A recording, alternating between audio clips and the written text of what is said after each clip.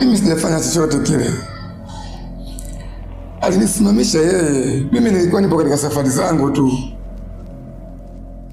Tafadhali mzee wangu, naomba unisamehe. Kama ikiwezekana, naomba uniachie tu niondoke.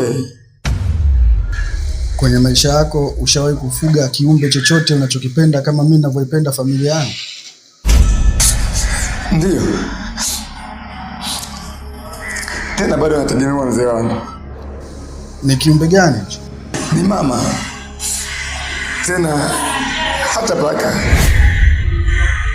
nilishawahi kumfuga.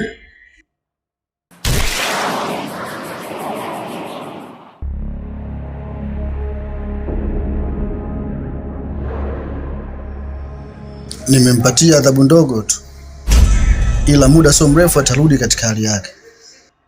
Mimi nawe tutaonana baadaye ili upate adhabu yako kama hii aliyoipata mwenzako. Na kama ulifikiria kwamba huyu ndio atakupatia msaada,